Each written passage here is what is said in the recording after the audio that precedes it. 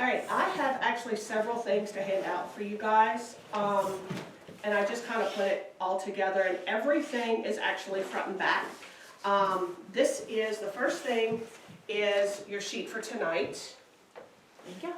And it's front and back. And then the second page, I need to see what the second page is. The second page is actually, this was a homework assignment. It was just basically write your outline for Revelation. This one. Write your outline for the book of Revelation. And the end times and when all these different things happen. Anyway, so this was mine. This was about a 4-month endeavor for this homework. If you look at them and see that there's parentheses like 32, 16, 24, those correspond to the scriptures on the back so that you can kind of see where I got those from, or from where I got those, to use proper English. And then I just had some extra stuff at the bottom when I turned it in. But anyway, so I thought this was lost for like all these years, probably like 3 years, 4 years. I thought this was lost. I found it and I made you a copy. Thank you. You're This is welcome. wonderful. The next thing is the division of Alexander's empire.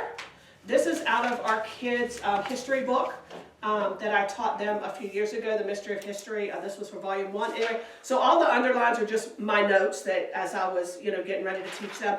So you have that, the division of Alexander's empire.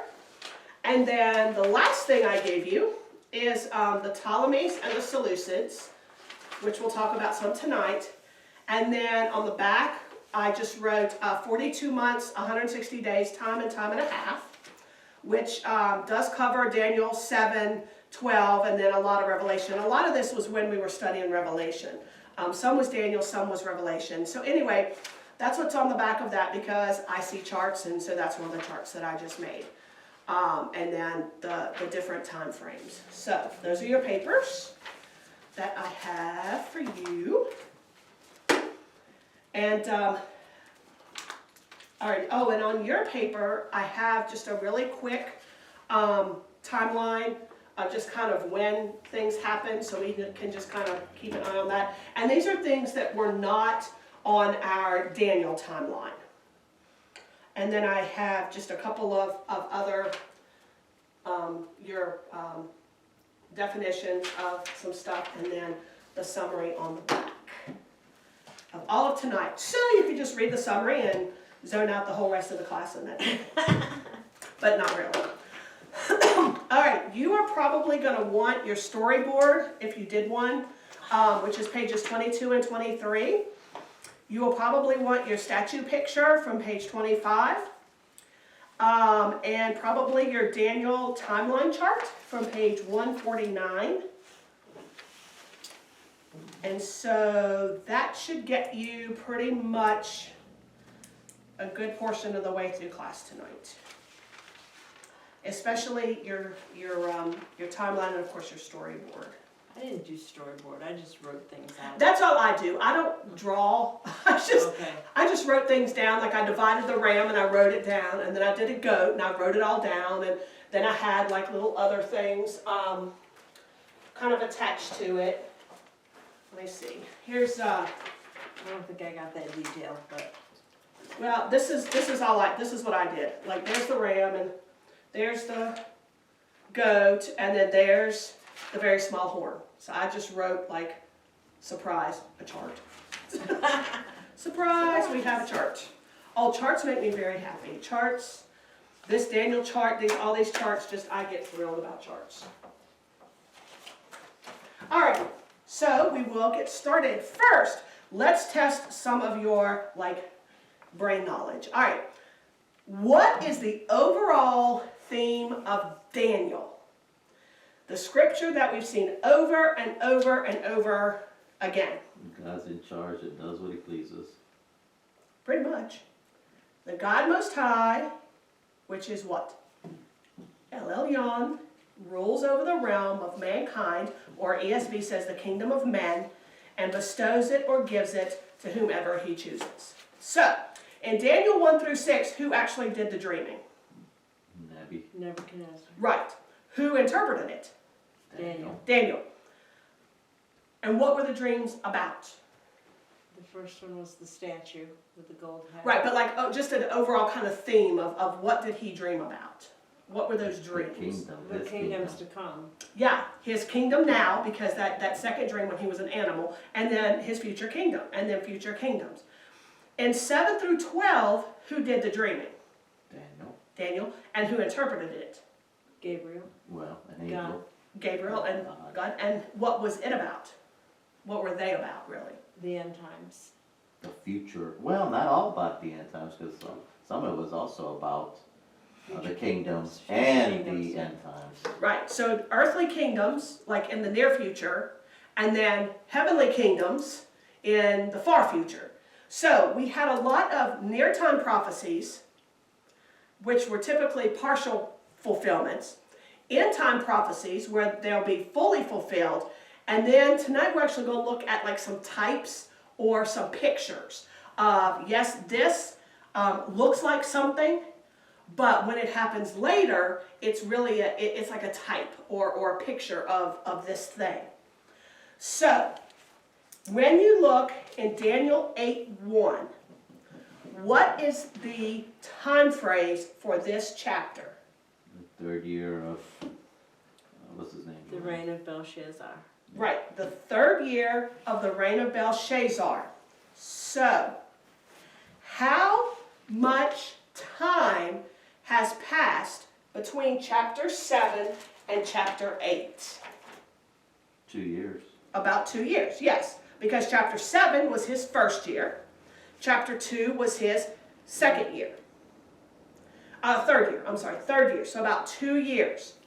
We also have a couple of extra hints, and this is where your time chart. So you're saying there was like 2 years between the first dream or vision and this one? Right, because it says in the first year of Belshazzar, which happened at some time in his first, and then in chapter 8, it's the third year of the reign of Belshazzar. So, Somewhere around there. yeah, so 2 years. So now we're about in 550, 551, somewhere around there BC. How long, looking at your timeline, how long was Belshazzar the king of Babylon? About how long? 12 years? Lots of math. We're gonna 14. math you to death. 12 to 15 years. Close, okay. We're a little more precise than that. I don't have a timeline. 53 to 39. Right, which is a 14 years. 14 years. 14 years. Yeah, I had it. When was Babylon taken over by the Medo-Persians, which would be like in chapter 5, verse 31. But when did that happen? At the end of that reign. Right? So, 539. in 539. So, what we have is this. Nebu's statue dream of chapter 2 was really early in Daniel's captivity. So, how many years after that did he have his first beast dream of chapter 7? Oh, the first beast dream of chapter 7. Yes. How many years in between those? About 50 Yeah. years Yeah. later, he had that dream. How much after that did he have his second beast dream of chapter 8? 3 years. 2 years. Or 2 years, I'm sorry. 2 years. It's the third year, so 2 years. So, how much later was the Babylonian Empire ended and the Medo-Persian Empire began of chapter 5, after chapter 8? Gotta do some math. 11 years. About 11 years. So now we have kind of a hint of, how long things kind of took place. So we're 50 years between chapter 2 and chapter 7, 2 years between 7 and 8, but then we have to go backwards because not till 11 years later do we actually get to chapter 5. Wait, say that again? Okay. Between chapter 2 and chapter 7 is about 50 years. Yeah. Between chapter 7 and chapter 8 is about 2 years, from the first year to the third year of reign. But chapter 5 came 11 years after chapter 8. Because this was in the last year of Belshazzar. This was actually his last day on the earth. I mean, he died in chapter 5. I mean, we see him and he That's dies. very confusing. All in one. It is, because they don't put things in order, which would help our brains to kind of figure out what was going on in Daniel's life. So, by the time Daniel knew that this other kingdom was going to come. And 11 years later, he actually saw the first part of the dream in chapter 2, in chapter 7, and in chapter 8. He saw that actually come to fruition. He saw that that near time prophecy actually fulfilled. That he saw. He was alive long enough to see it. Now, he didn't see all of chapter 8 fulfilled, because we find out actually the name of another kingdom.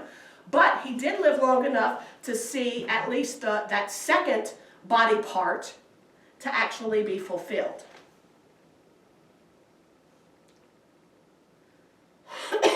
Which is actually pretty cool.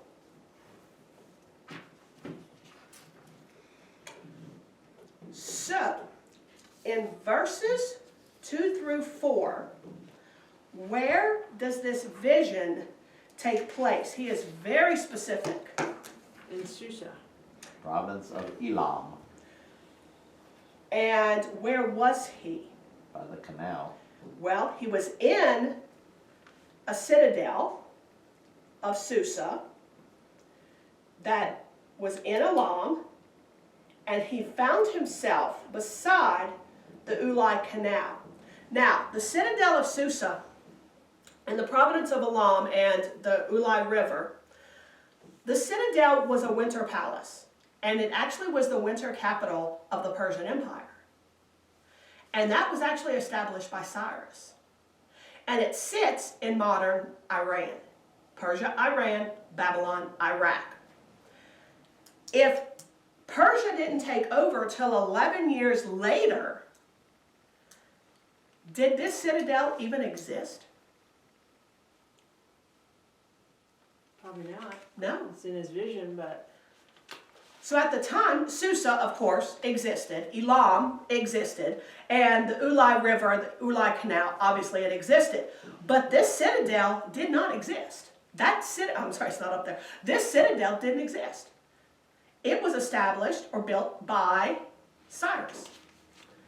And Cyrus didn't even come in until 11 years later. But yet Daniel knew exactly where he was. He was in some kind of a citadel, some kind of a fortress or a fortified palace, a fortified house. And he was there, and then suddenly he was beside this river or this canal. Daniel does a lot of up and down in this chapter. And what in the world did he see? Just up to verse 4. What did he see first? he saw the ram had yeah. 2 horns standing by the canal. And what was unusual about these 2 horns? The one was long and one was Still longer growing. than the other. Right, and which one came up last? Longer one. The longer one came up last. So here we have horns, and if he knows that the long one came up last, it's almost like he could almost watch it grow, is what it kind of sounds like to me. Or he had one and then the other one grew up or something, but somehow he knew that last one took a little bit longer to grow. And what was this ram doing? He was budding. Buddy, yeah. Which is actually, he was charging. He charged. And what directions did he charge? Westward. That would Westward, northward, and southward, Yes, but not eastward, but not eastward, which would have been towards where, Israel. well, and where Daniel was. Yeah. And what does it say about him as far as like his power? There was no one that could, withstand him. No. And he did as he wanted to, and he actually became very great. Sounds like Alexander the Great. No, this is the second kingdom. So we've got this ram, 2 horns, one long, one short. and he comes charging in, and he goes to the west, he goes to the north, he goes to the south, and he is boasting, he is doing what he wants to, and no other beast could actually stand up to him. He was absolute all-powerful. But then we get a picture of another animal. And who shows up in verse 5? A male goat. A goat. And what direction did he come from? From the west. He came from the west. And what was interesting about the way he came? Without touching the ground. Yeah, he was floating. Yeah, Kind of like He was flying. Flew in. yeah, he flew On in. a drone. And it Oh, says no. he actually came across the whole entire earth. And he never touched the ground.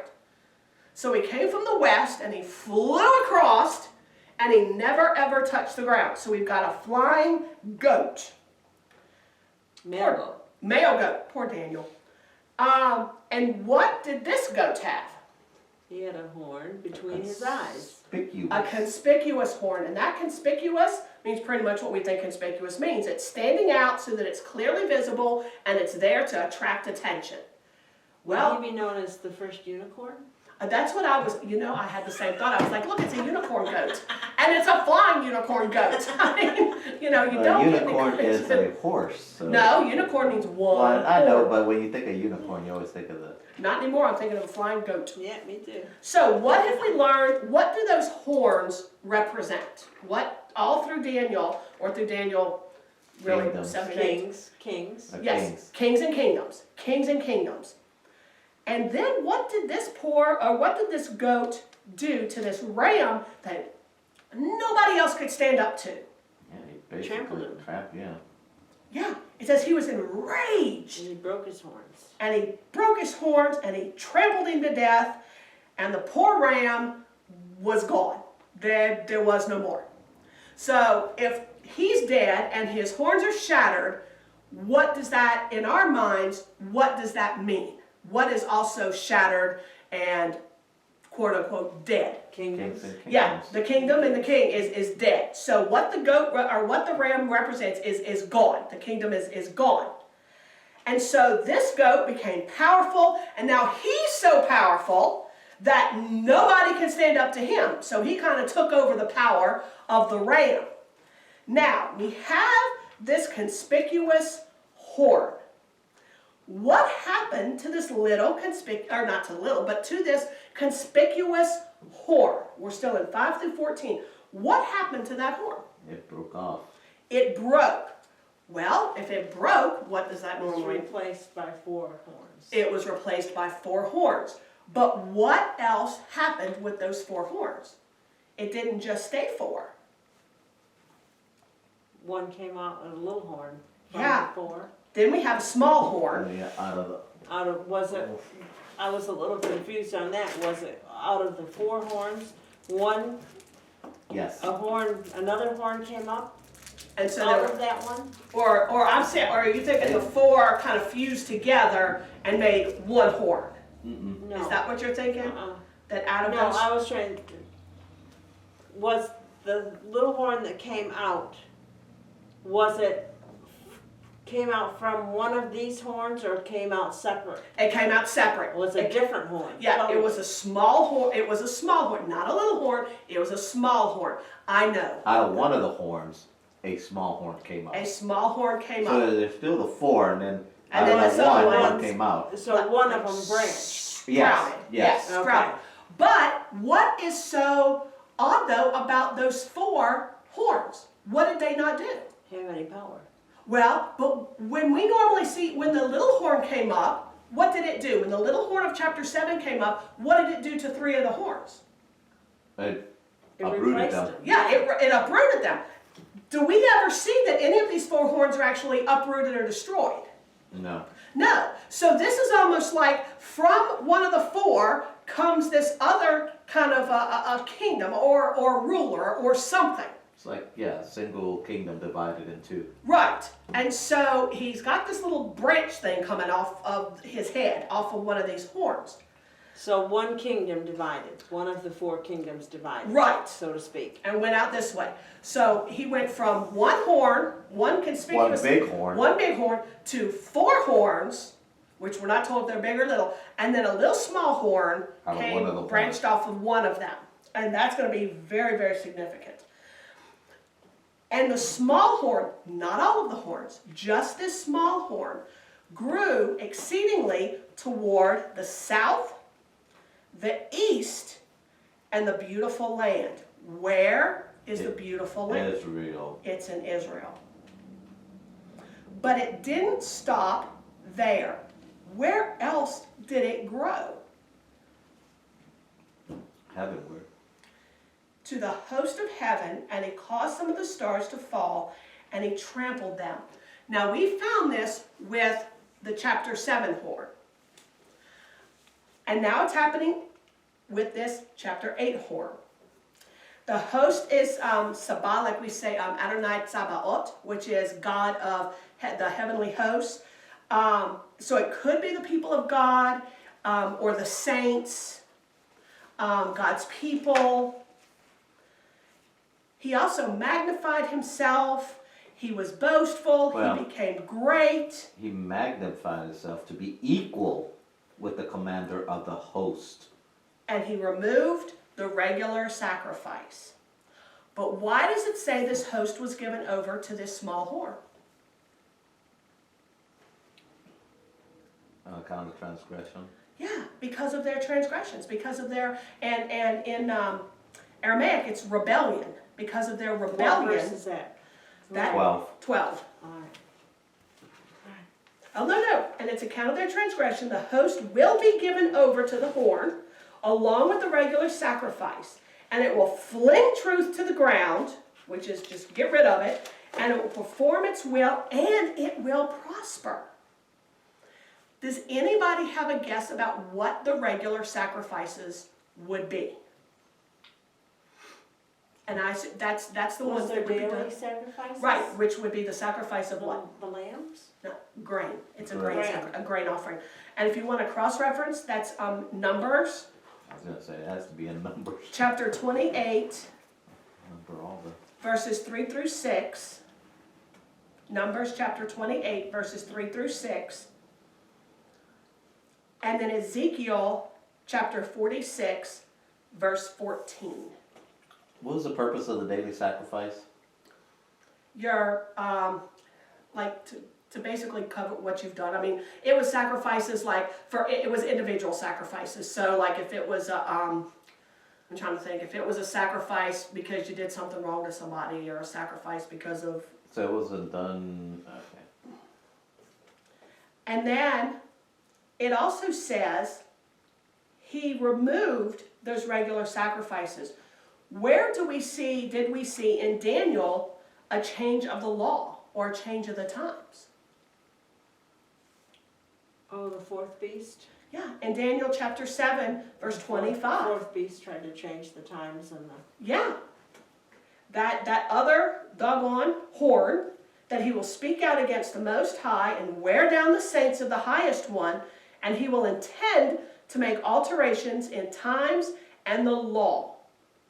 And then they, being the saints, will be given to him, and that's where we get our times, and time and a half for 3.5 years. I'm sorry. In verse, okay, any questions up till right now? No. Are we kind of, is anybody like really lost? I'm not really lost. No, not really lost. I'm really lost. Well, look, like I said, I took all 2 weeks. I took 2 weeks to get this kind of in my head. I'm not lost in this one because it explains it So far. further It does a down. good job. It does a You good can go job. back and refer Yeah. to that. It does do a really good job. Okay. What doesn't get explained is verse 14. Well, we're getting there. We're getting We're there. getting there. Slowly but surely, but we are getting there. So in verse 13, we have a really important question. First, who asked this question? A holy one. Yeah, and when we think of a holy one, who could it be? I mean, Jesus got Well, that. I think this is angels because it says a holy one speaking. that's what I'm thinking. Not the holy one. Yeah. And so I don't think it was God, I And- think it was angels or, And it's not capital H. yeah. Oh my gosh, there were no capitals in Hebrew. The Holy One is speaking. And so, who is this Holy One? Who is he actually asking? To another holy one. Yeah, to another So Holy it just One. sounds like the spectators, just the, peanut gallery there. Which is very interesting, that even in heaven, you don't know everything. And Yeah. what question did he ask? When? When Oh, how what? long? How Well, the long? vision about the, How long is this going to last? In Revelation 6, verse 10, well, let's jump up to verse 9 to get context.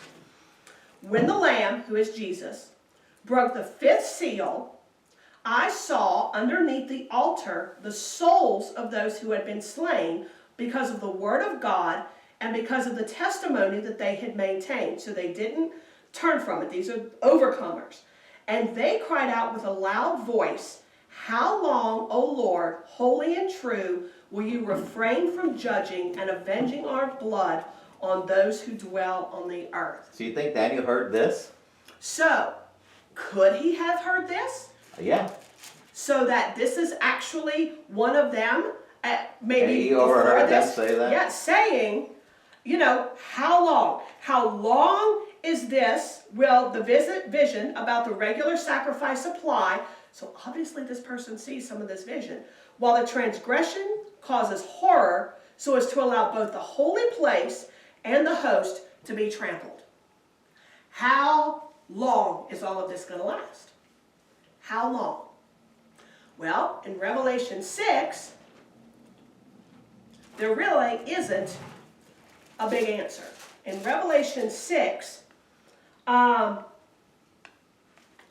they're just told, and then it was given to each of them a white robe, and they were told that they should rest for a little while longer, until the number of their fellow servants and their brethren who were to be killed, even as they had been, would be completed also. So until more people are killed, more overcomers are killed, it's just not going to stop. Until the final one. But in Daniel, they actually get a real numerical answer that we're going to reason out a little bit tonight. So, how long does it say that the holy place, which would be the temple, anybody think it's someplace else? Okay, the temple and the host, the saints, God's people, how long are they going to be trampled? 2,300 evenings and mornings. Then the holy place will be properly restored. Now that restored does not mean necessarily rebuilt. It's more like it's vindicated. The destruction and what had been happening to it is now vindicated. Okay. Restored, yes, but it's restored because it's been vindicated. Because whatever was happening inside of it, it has been judged, it's gone, and now it's been vindicated, so now that it can be restored. So it's vindicated. So, what I want you to see is first they reconcile time from night to morning, not from morning to night. We see that first in Genesis 1, chapter 1, verse 5, and pretty much every day of creation. It was evening and morning the first day, evening and morning the second day. And to this day, because it's now night, the Jewish calendar is reconciled evening to morning, instead of what we think of as morning to night. So, how long is it going to last? 2,300 Days. evenings, and Mornings. mornings. About 6 Did and a everybody third get year. this? I Yeah. really hope. Now that I've erased it. I'm not going to erase all of it. So, 6 and a third year. 2,300 Depends on what you evenings divide it.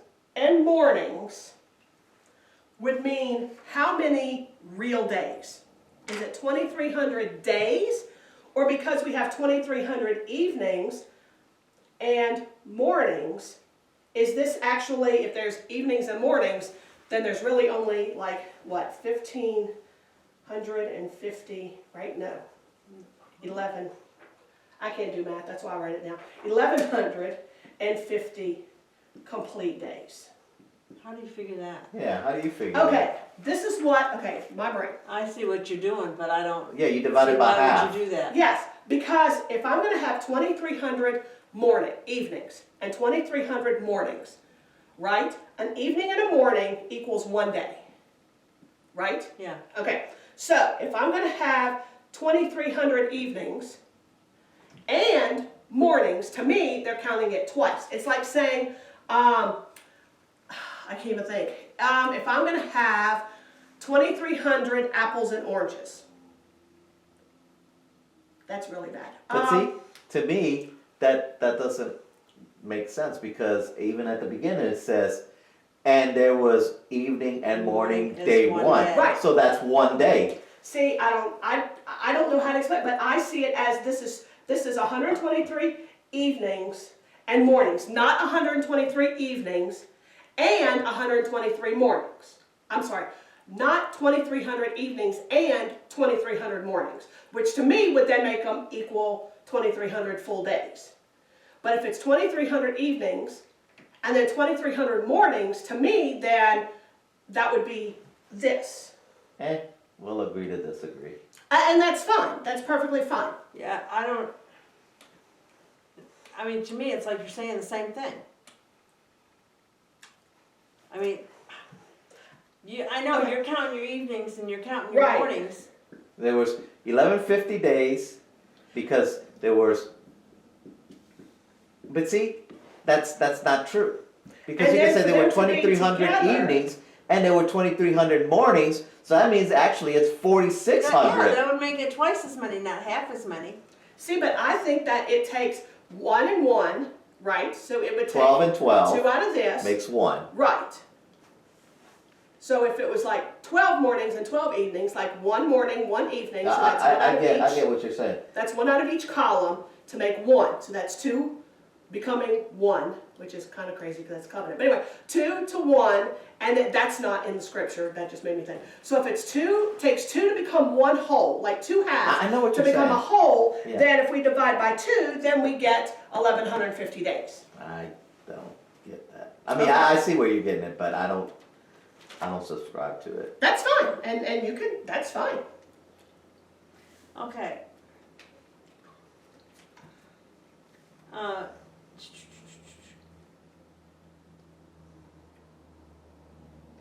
And your rationale for 1150 days, because I'm sure you're gonna rationale a certain period of time. So how many? So that's about 3.5 years then, or That, about no, 3 years. No. It's 3 years and 70 days.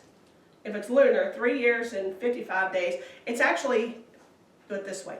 It's 76 months and 20 days, Okay. the 1,150. Or 6 years, 4 months, and 20 days. Just close to. Which is 6 years. It's Yeah. over 6 years regardless. It's just a Right. little over The 6 2300 is 6 years. The 2300 1150 is 3 years. Yeah. No, is it? Because did I Yeah. write Yeah. this funny? Okay, I'm sorry. Because I have, yes, it's 3 years, 70 days lunar, 3 years, 55 days Solar. solar. Right. If, yeah, I have to interpret what I wrote in several different places. So, keep that in mind. And after that amount of time, the sanctuary is going to be restored.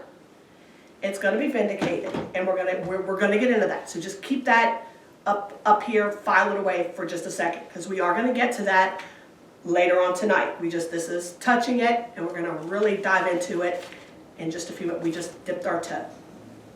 Okay. So, deep breath, everybody. All right. In verses 15 through 17, we have an interpretation of Daniel's dream. Like Hebrew. Daniel looked for understanding for his vision.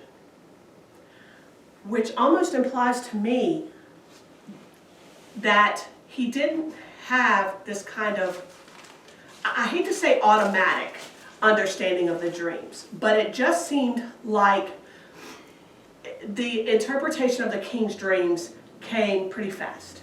I mean, he and his friends did pray and get the dreams, but it's almost like, he had to look. It didn't come to him automatically. Just because he saw it, he could not do it automatically. And who did he always give credit for interpreting the dreams to begin with? God. God. And it did seem, that they came pretty quickly. But so he's looking for understanding outside of himself because there was no way that he would understand it. And really, I kind of feel like Daniel, because without, there ain't no way I'm going to understand it. So it can be a little much, and I can't imagine what it was like when he was looking at it.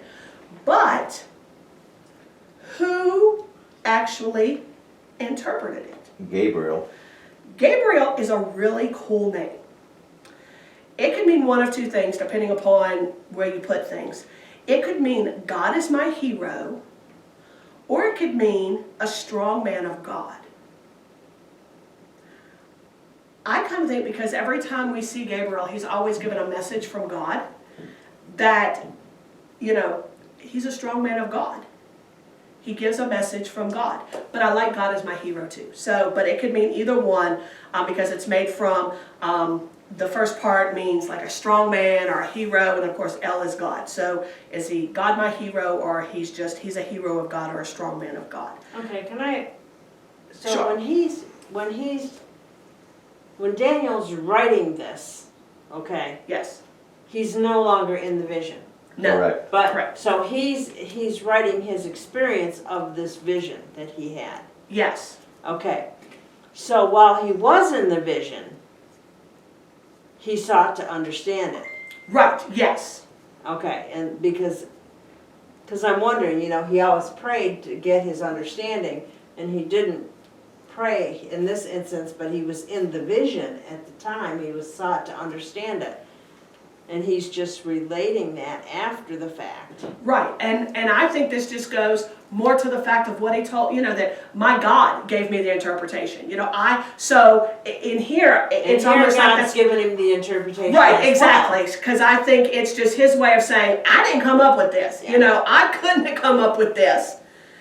So this is what I was told. God, through Gabriel, because it says a voice, the voice of a man, called out and said, Gabriel, give this man understanding. I think that voice is God telling Gabriel, hey, give this man understanding. Tell this poor guy what the vision actually means.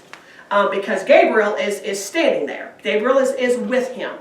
And, that voice from heaven, that bakol, I really think is God speaking to Gabriel. Hey, Gabriel, tell this. As my messenger, tell this to Daniel. And I think this is just Daniel's way again of saying, you know what? God had to tell me this too. This came from God. This didn't come from me in some, weird dream or whatever. This is actually, this is God. God is talking. This is God. But what happened to Daniel when he hears, God bless him, when he hears this? When Gabriel just even comes near him, He's frightened. yeah. He got so scared that what did he do? Fell on his face. Boop! He's flat on his face. And what did Gabriel tell him that the vision pertained to? Medio-Persia. The times of the end. The times of the Oh, the end. times of the end. Yeah. Now, the end of what? The end of their captivity, the end of Belshazzar's reign, or the end meaning the end, as in the end of time. Yeah, when I am going to let you know what will occur at the final period of the indignation, for it pertains to the appointed time of the end. Yeah, that's a toughie. It is. And what happened to Daniel? We're on verse 18. What happened to Daniel before he was even given the interpretation of the dream? What happened to him while he was actually in the dream or in this In the vision. vision, he fell asleep. Yeah, he fell asleep. So in the vision, Oh. he actually fell asleep. And when he fell asleep, what happened to him again? Face to the Plonk. ground. I mean, the man fainted flat out, and his face is on the ground. But what happened? Gabriel touched him and he stood upright. And he stood up again. Poor Daniel. You know, I'm thinking the poor guy, his face, and now he's standing, he's laying, he's standing. Well, he's old. Yeah, and he's old, but I'm just thinking, this poor guy. So then he begins to give him an interpretation of the dreams. What we see in those couple of verses that are kind of comical if you think about this poor guy fainting and standing and fainting and standing, is these dreams really did affect Daniel a lot. Because if I'm in a vision or if I'm in a dream and I'm so scared that in my dream I'm actually fainting in my dream, then it's really got to be playing in my head. You know what I'm saying? Like, it's really got to affect me because I've been on this earth almost 47 years. I don't remember a lot of my dreams, but I remember especially growing up. I mean, some of them were scary. And I don't remember ever fainting in my dreams. I don't ever remember, falling asleep or falling on my face and having someone have to pick me back up again. I don't remember that ever happening. Anybody fainted in their dreams before? I haven't either. So for him to be in this vision or in this dream and he's actually fainting in it, it's got to affect him. I mean, this is not some easy dream or some easy vision to be dealing with. So what did Gabriel tell Daniel that he was going to let him know in verse 18? And Oscar, you had just said it. I'm sorry, in verse 19. I apologize. In verse 19. It's the final period of what will occur during the final period. Indignation And it pertains to the appointed and time of the Time end. of the the end. time of the end. Now, indignation, the za'am in Aramaic and the kasaf in Hebrew, which means wrath. The za'am is just this idea of experience or expressing great, intense anger. So this is going to occur at the final period, at the end of whose indignation? Who's having great, intense anger? I would think it'd be God. Yeah, God. Who was he having it against? Israel, people of believers. I think Israel. I think Israel. So then if this is God's indignation, God's anger with Israel that's about to come to, it's in the final period of that, then what time of the end are we talking about? Are we talking about the end? Babylonian captivity. Right, I think that's what it is, that it's the end of their captivity. That it's about to come. So this is what's going to happen toward the end of their captivity. I know, it'll get you. So, I didn't think about that. who does then the ram? We finally get to know who these people are. Daniel finally gets to know who these people are. Who is the ram? What does the ram represent? The kings of Media and Persia. Yeah, the kings of Media and Persia, which makes sense that one would be taller because Cyrus. One was more powerful the than the Persians, other. right, were more powerful than the Medes. They just made this, this kind of, what do you call it, like a treaty, a peace treaty. They kind of went together. But yeah, so that would make sense.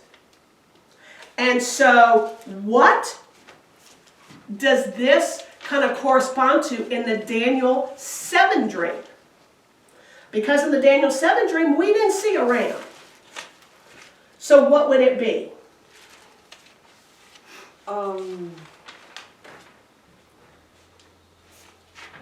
It was the Median Persian, the bear. The bear. The bear where one side was lifted up Yeah. higher than the other. So now our bear in chapter 7 is now a ram in chapter 8. Yeah. Why they didn't just stick to the same animals, we don't know. It would have made our brains, Different version. well, it would have made our brains just be able to catch this so much easier. So then, So the bear and the the ram sequel. are are the same. are the Medo-Persians. Yeah. And now, what does the goat represent?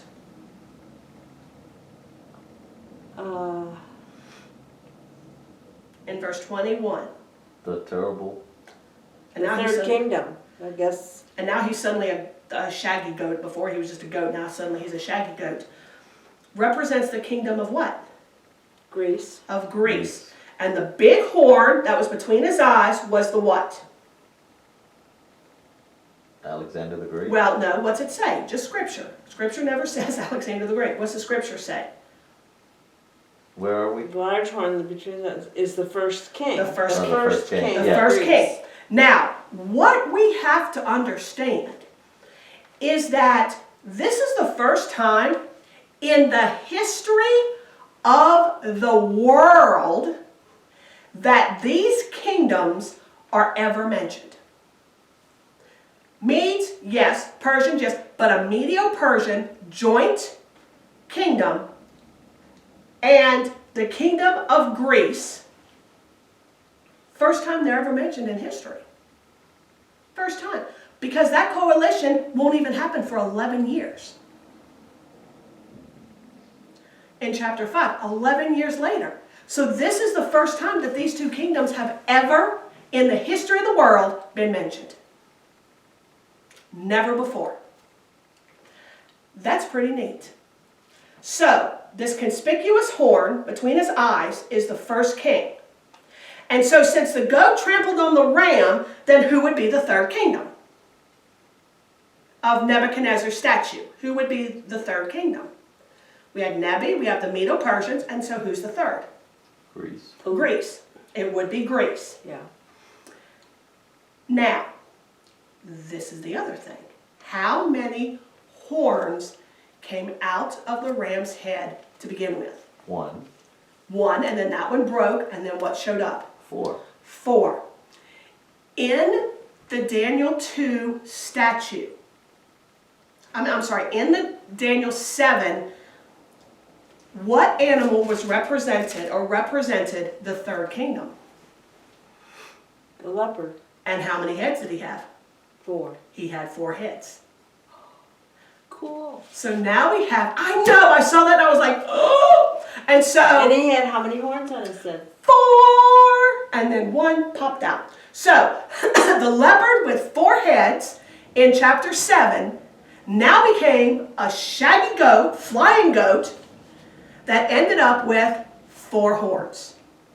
Before that little one kind of binged out. But 4, I would say major horns, or 4 horns. 4 horns, 4 heads. We can kind of remember that. Except we can't think it's the 4th kingdom. So it's 4 heads, 4 horns, 3rd kingdom, Greece. How did he get to be a shaggy goat? I don't know. Suddenly Do you he's know shaggy. what the significance of that was? No, he wasn't shaggy before. Unless the only thing I could think of is, like maybe passage of time. You know what I'm saying? Like his hair kind of grew. I don't know. I mean, that's just kind of off the top of my head. So please don't go preaching that anywhere that I said it. But you know, it's funny because the leopard had 4 wings of a bird, and the goat was flying. Was flying? Oh, I missed that one. right. Yes, I missed that. Yes. That's right. So 4 wings, 4 heads, flying goat, or flying goat, Flying goat, and 4 horns. And so, yeah, I missed that. But yeah, so I'm telling you guys, if this angel if Gabriel had not interpreted that, how lost would we be right now? Like, we'd be like, okay, there's like all these animals like flying around and stuff, and we wouldn't know what was going on. So, now, Oscar, who does that little horn that branched off, who would the big conspicuous horn be? I don't know because it doesn't say. Oh, come on, through history. Who was it? Alexander the Great. Alexander the Great, who was actually part of a Macedonian And empire. he was the first king of Greece. He was the first king. He conquered Persia, and then he really went crazy and conquered like really fast most of the world, most of the known world. Do you know the one place he did not conquer? Israel. Israel. Do you know why? Palestine. Do you know why? Because they read him where? They read him Scripture. the prophecy. Part of the part of the scripture about him being this great, king. Of course, they stopped shy of the fact that he died, and like And his everything got kingdom split. was divided. But because of that, and because these rabbis Yeah, were like right. so wise, he did not actually They go got in. dressed in white and greeted him and told him about the prophecy that he was great. And Alexander said, "Cool, I'll see you, I'll bless you, and bye." And see you later. So so Daniel actually saved lives. So after he died, his kingdom was actually divided between his 4 generals, which are actually Daisochi. It's like a successor, because of course he had no children. And that represents the 4 horns of chapter 8, verse 8. And just for kicks and giggles, because I practice saying these names, they are Lysimachus, Cassander, Ptolemy, and Seleucus the First Nicator. Okay, now, when his kingdom was broke up into 4, where does that fit on the Daniel statue? That's where I got lost. Right. Hold on. It's a coming. It's a Okay. coming. Because we know, okay, it's a coming. Because we're not there yet. So, 3rd kingdom, bronze belly, which is the bronze middle, and the thighs are Greece. The leopard with 4 heads, as Oscar pointed out that I absolutely missed, with the wings, and the shaggy goat that flies across the world. And with 1 horn, has 4 horns, and this little thing popping out. Wow, we're almost there, guys. Look how close we are. We're almost there to go crazy. All right, so in 23 through 26, what is the time phrase in verse 23? Because we're going to talk about that small horn in just a second. The latter period of their rule, so it would be of the 4 kings. Right, of the 4. Now, what happened was, and I've probably in that Alexander thing has a list, those 4 commanders, or the 4 successors, they actually divided his kingdom into 4 different sections. And that's really where we get like Seleucids, that's where we get the Ptolemies, that's where we get of course we talk about Cassander in history. Lysimachus I don't think lasted very long, but don't quote me on that. So, what in verse, I'm looking. So, when the transgressors, when these, it's a pasha, when this revolt or this rebellion has run its course, what's going to happen? Who's going to show up next in verse 23? It says, a king will arise. And what kind of king is this going to be? Mighty. And he will destroy. Insolent and skilled in intrigue. His power will be mighty. That insolent, that Oz, literally means strong of face. So he is going to be mighty, he's going to be fierce, and that intrigue is ambiguous speech. He's going to be perplexing, he's going to make these dark, obscure utterances, he's going to be double-dealing, so he's not going to be a very good guy. Shrewd. Deceitful. And he is going to be mighty, and he is going to have great power, but what's it say about his power in verse 24? His power? Yeah, it says his power. It says not by his own power. Right. So So- his power will be mighty, but it's not his own power. So God allows this Well, guy to rise Well, up. if you think about the horn, and you think about this little tiny horn kind of coming off of it, who I believe this king is, then whose power is he really going to have?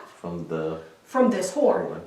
Because that horn didn't disappear and another horn shoot up. He's kind of an offshoot of him. So the power that he has is power that's just given to him, or allowed him to have. He also destroys with extraordinary degree. He's very fearful destruction. He opposed the Prince of Princes. He's broken without human agency, and his death was not caused by a human being. That's what that means. And then in verse 26, it says the vision of evenings and mornings. Where do we see visions of evenings and mornings? 14. Verse 14. And how many evenings and mornings? About 6.5 years, almost. 6 years, 4 months, and some days. So almost 6.5 years. Okay. Here is where So 6 1/3. Yeah. the, So this is like the end of that time period. yes, Oh, yeah. I believe. But hold on. I believe that, but not all.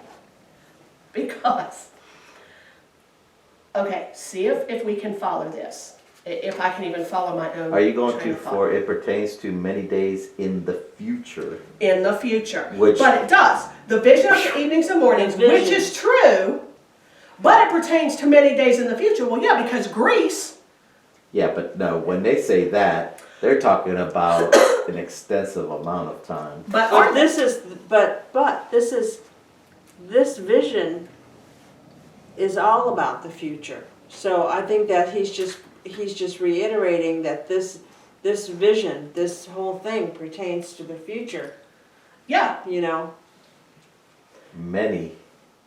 many days in the in the future. future. So, I mean, from the time that he's having this vision, it is many days in the future. Yeah, because Greece, I mean, my gosh, Greece was, till 37 BC? So it was like 100 and some odd years that it actually, existed. So if you're looking at 37 BC, and where are we now? Like 536? 550, 551. I mean, you're looking at 400 and something. Yeah, I mean, that's a long time. That's many days in the future for me. So, if we look at this from a pure near time partial fulfillment, okay, like from Daniel's time, 400 years compared to eternity would be a near future, and a partial fulfillment meaning it was not completely fulfilled, but part of it was fulfilled. Verse 19 of chapter 8 says that it pertains to the appointed time of the end. I do believe that a partial, near time fulfillment would be the end of God's indignation with Israel. But I also believe that it also pertains to the fourth kingdom, which would be the one that would be toward the end. But what part of this was fulfilled at the end of their captivity? What part of this was fulfilled? Well, the Medo-Persians definitely was fulfilled. Okay. That The empire. Yeah. Right. So it was like the beginning of the fulfillment of it. Yes. Yeah. All right, I can see that. See, but the fourth horn that had that little horn come out Hold is on. the one that we don't know anything about Well- towards the end of time, because it was the great and terrible beast. That got his power from somebody else. That- That's which in is end the time. But hold on, we're not to end time. Antichrist? We are in partial fulfillment that would have been fulfilled like before today. Between Daniel and today. The king of this chapter, the king, is from the Greek Empire. The third kingdom, not the fourth kingdom. Because I believe a fourth kingdom is end time prophecy kingdom, and we have not seen that kingdom yet. So, this final period of indignation, I believe, is for the Greek Empire, the third kingdom. The small horn that came up from the four horns, I believe, that came off the edge of him, I believe is a man named Antiochus Epiphanes.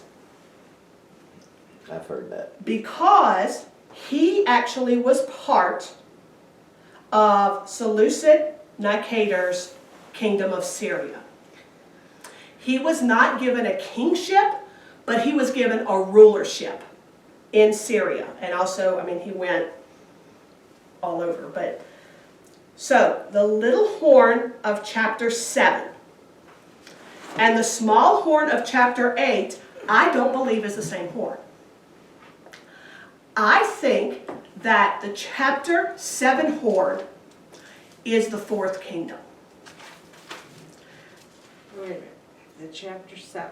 Horn, the little horn that brags about the saints, I believe is Okay. the fourth kingdom. But I think that horn will look like and be a type or a picture of this chapter 8 small horn. So you think The Antiochus actually Epiphanes. this chapter 8 small horn is a picture of this one? Yes, that will Okay. happen yes. And Okay. so I'm thinking in my brain, this near time prophecy of chapter 8 is going to be, that already happened, is a real picture and a type, especially that small horn and that little horn, of what we're going to see with that fourth kingdom. That's why I had a hard time putting this anyplace on the statue chart. Yeah, Because it didn't fit. right, it doesn't fit perfectly because I think it jumps back and forth. But now that you say it's a type of picture of that one, Right. now it makes a little more sense. But it still is with the third kingdom, but I think it's a type and a picture of the fourth kingdom. So, these 1150 days, in verse 14 and verse 26, that they say are true, I believe is Antiochus Epiphanes, because that's exactly how long he ruled. He came up with against the Jews in Israel to a degree that he actually desecrated the entire temple, actually. He sacrificed a pig on the altar, which is like the ultimate, Which is what's gonna happen at the end too. Exactly. And he also put a statue of Zeus in the Right. temple. Which is what's gonna happen because he's gonna create a statue of He himself. also changed the laws, Yeah. because you were no longer allowed to circumcise, you were no longer allowed to read Torah, you were So no it's longer... a type of what's gonna happen. Exactly. It gives us a vision of what to expect. Exactly. It's a near Isn't time, that something? partial fulfillment of what it's going to look like at the end time with that fourth kingdom and Satan and the beast and the Antichrist and all of that. So people will know, How could we not? those that are left behind. And while Antiochus Epiphanes was on a military campaign, he actually had this weird kind of death. And it's not found in our scriptures. It's from the book of 2 Maccabees, chapter 9. But do you know what Bible actually has the book of Maccabees? Catholics? The Catholic Bible. Catholics, yeah. So, which just goes to prove that I think Catholics are repressed Jews. So, I do. Look at what the Pope wears. They wear yarmulkes. How do they approach? They're behind the veil, and then they give, of course, now their sacrifices are all money, but yeah, so I'm thinking they're just repressed Jews. So, the book of Maccabees, this is what they say about Antiochus Epiphanes and his death. But the all-seeing Lord, the God of Israel, struck him with an incurable and invisible blow. As soon as he stopped speaking, he was seized with a pain in his bowels for which there was no relief, and with sharp internal tortures. That very justly, for he had tortured the bowels of others with many and strange inflictions. But he did not stop in any way his insolence, but was even more filled with arrogance, breathing fire in his rage against the Jews. Who does that sound like? Yeah. Sounds like the drug. And giving orders to drive even faster. And so it came about that he fell out of his chariot as it was rushing along, and he fell so hard that he tortured every limb of his body. Thus, he who only a little while before had thought in his superhuman arrogance that he could command the waves of the sea, and had imagined that he could weigh the high mountains in a balance, was brought down to earth and carried in a litter, making the power of God manifest to all. So he did not die, even though he was in the middle of a campaign, military campaign, he did not die by human hands. He died by what they see as God's hand taking care of his arrogance. Also,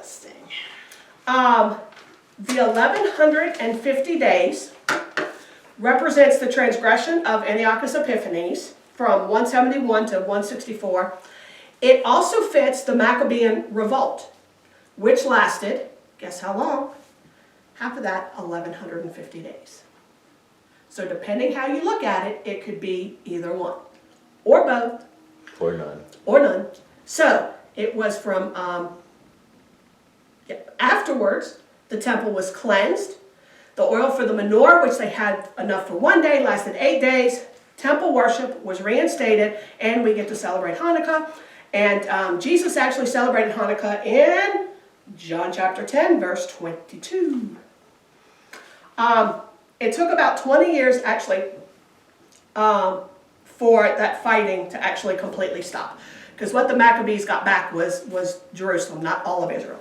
So it took about 20 years for it to stop, and it actually ushered in the Hasmonean dynasty, which is not prophesied about in that statue, and it lasted from about 140, and I'm sorry, I thought that was the Greek, from 140 to 37 BC, and that's when the Roman Empire completely took over. The Roman Empire was part of that time, kind of back and forth and parts, but completely took over in 37 BC. So, I believe, gospel according to me, that verses 9 through 14 are a near-time prophecy of Antiochus Epiphanes, and verses 23 through 26, I believe, is a near-time partial fulfillment with an end-time full fulfillment in the fourth kingdom, with a king who is a type or picture of the transgressions done by Antiochus Epiphanes. And those transgressions you can look at is in Revelation chapter 11 through chapter 13, when it talks about what happens to the temple and with worship. So you're saying the 1150 days fits? I think it does. Yours. Yes. I think it does. It fits, but many Well, things fit. You can make it fit. Well, you'd make anything fit. Yeah. I mean, you break enough of my bones, I could even fit a size 2. So Some people take the 2300 to be 2300 literal years, right, instead of days, because days could be days could be years, days which could came be... up to around 1844 that some preacher that had 100,000 following said that Christ would appear. I mean, people can take scripture and turn it into anything. What I think is more important is this near-time fulfillment, partial fulfillment, an end-time complete fulfillment, and that what we see given in Daniel of Antiochus Epiphanes, and I mean, he's in history and read all Yeah, about and it. it does match Yeah. towards the end, and Right, also the many days. which would be into the fourth kingdom. Yeah. In Revelation chapter 11 through 13. And so Antiochus Epiphanes is actually a type of what's going to happen in that fourth kingdom once we get there into the book of Revelation. Because like I said, I don't think it's an actual like earthly kingdom. Well, the only problem I have with it is the 2300 and half, because nowhere else in the Bible do you half when it gives An you evening and morning. a morning. Yeah. So there's no precedent for it, but I'll take it. that's a possibility. I do want to remind everybody, we will not have class next week because of a family thing. I know. We are going to pick up with lesson 5, which is chapter 9, on January the 23rd. So you have 2 weeks to get chapter 9 done, and it's another 27 verses.